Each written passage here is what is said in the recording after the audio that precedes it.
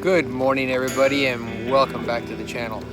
Hey, I am back at Lake Texoma, just coming out of the marina here, and man, I am seeing a lot of activity on top of the water.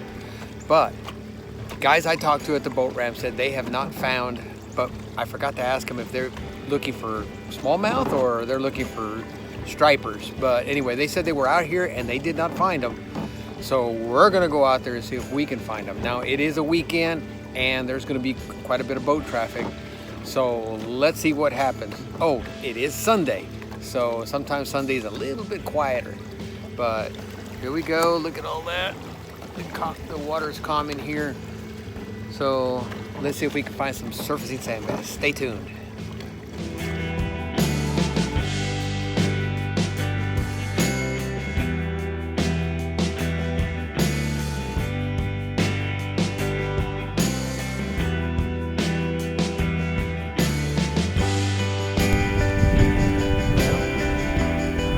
Something. See if I can get away from this bank.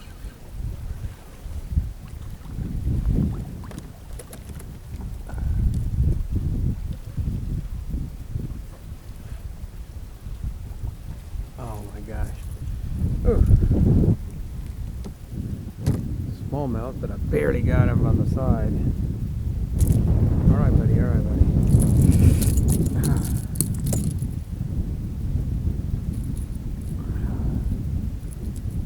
You were asleep over there.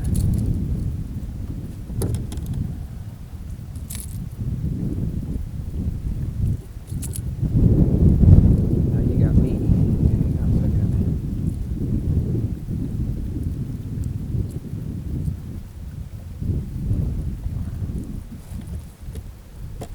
Got him behind the... Oh, hang on. Little smallmouth. He was sitting there by the side. I guess he was asleep. Got me. All right. Well, I guess I might as well take this opportunity since I haven't caught much. But tell you what, here's the report. I am on the east side of Lake Texoma, and I'm right by the dam. I'll tell you what, I'm going to turn this around so we get a better, we don't have the sun in the camera. There you go, how's that? Alright, so here's the report.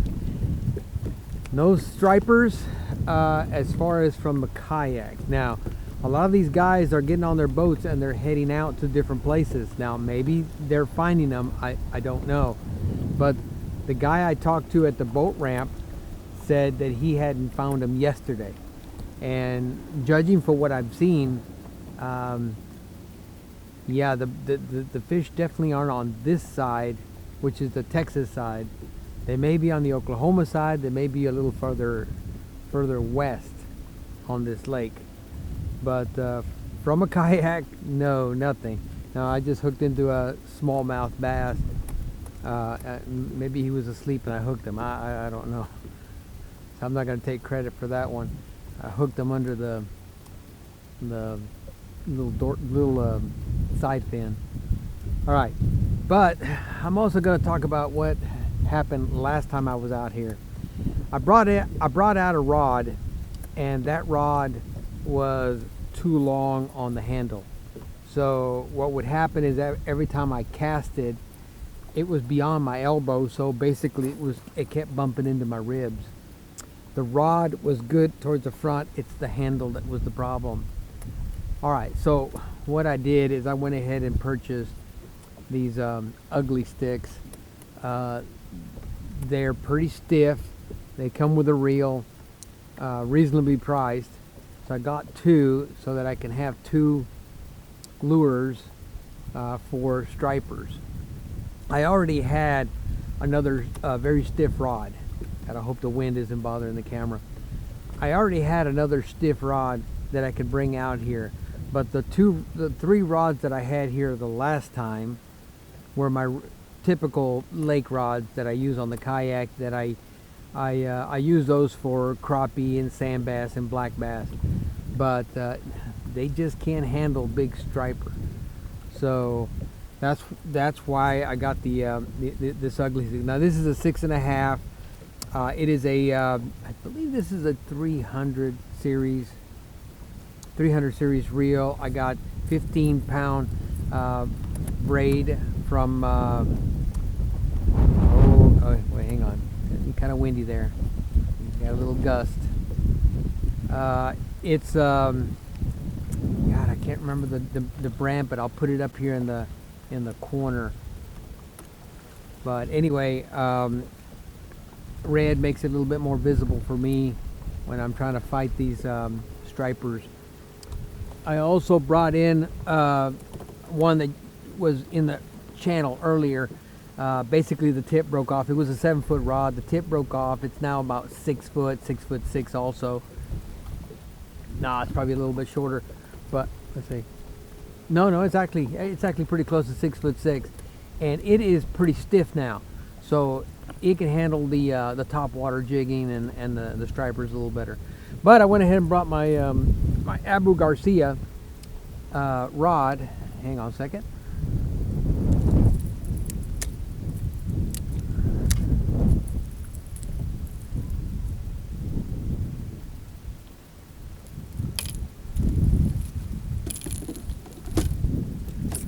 All right, this rod I've had for a while. Turn the kayak around again. All right, this is a 7 foot